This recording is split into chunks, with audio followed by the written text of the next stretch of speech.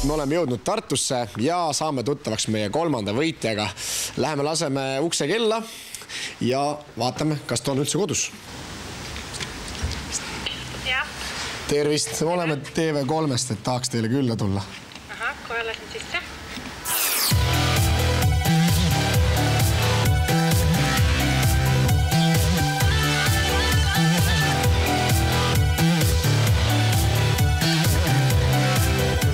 Number 2, Liisa. Mis emotsioonid teid praegu valdavad? Ma ei tea. Rõõm ja kõik, ma ei oska öelda. Kas sul on pisarad silmas praegu? Kas sul on praegu pisarad silmas? Ei ole. No kui siis rõõmupisarad? Ütle tegelikult, on uskumatu või kuidas sa kommenteerid seda, palun? Ei oskagi kommenteerida, see on täiesti uskumatu. Aga väga tunne on hea selles suhtes, kui niimoodi arvatakse.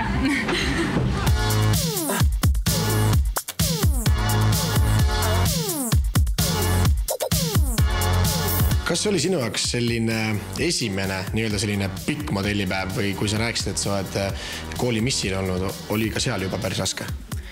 Ma arvan, et see oli nüüd esimene ja raskem. Kindlasti raskem. Mis selle päeva jooksul võib-olla kõige raskem oli või mis te selle päeval üldse tegite? Ma arvan, need proovid ja ootamised, et proovides läks päris pikalt ja vahepealset ootamist oli ka päris palju. Et see oli võib-olla kõige raskem. Et selles mõttes igati nagu esmane kogemus oli see päev? Jah.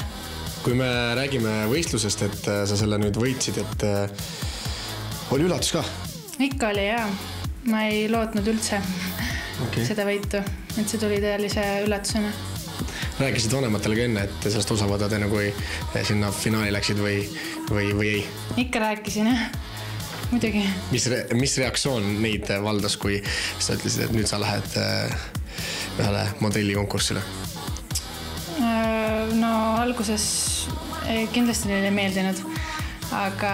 Ei meeldinud? Ei meeldinud, jah, sest et see tuli nii järsku, aga kuna ma ütlesin, emagi mul ütles, et ma läksin sinna rohkem end proovile panema, et siis see rahustas maha.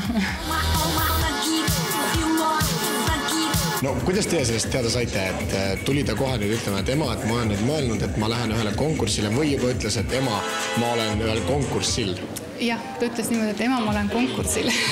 Ja siis ta mulle tutvustas seda kogu üritust ja siis ma võtsin seda reaalsusena, et nüüd on vaja minna ja siis ta nii läks. Kas vanematel ei ole seda hirmu, et nüüd äkki tüdruk jätab kooli pooleli ja läheb Tallinna ja juba on äkki seal Itaalia ja kuumad lavalauad, et kas seda hirmu vanematel ei ole?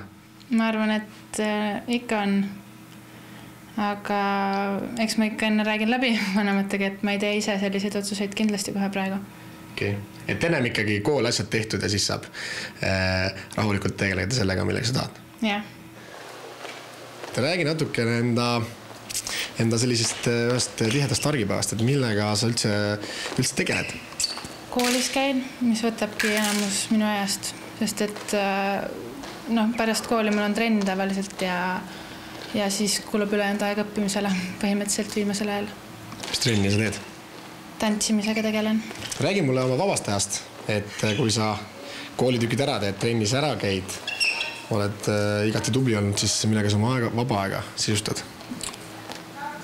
Ma üritan võimalikult palju aega oma sõpradega veeta, kinos käia ja niisama väljas kohvikus istumas.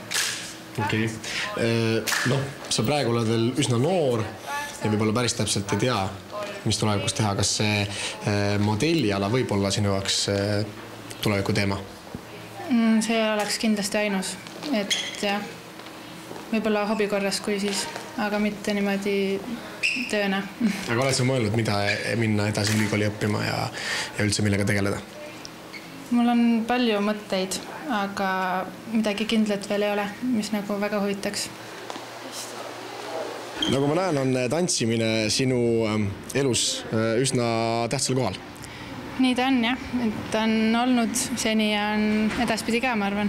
Kui palju sa nädalas tantsimisega tegeled? 4 korda nädalas. Nii et selline füüsiline trenn tuleb siit täitsa ära? Jaa, kindlasti. Okei. No igatahes ma tänan, et sa näitasid meile oma ühte argipäeva ja ma loodan, et su kõik sihid ja unistused saavad teoks. Aitäh!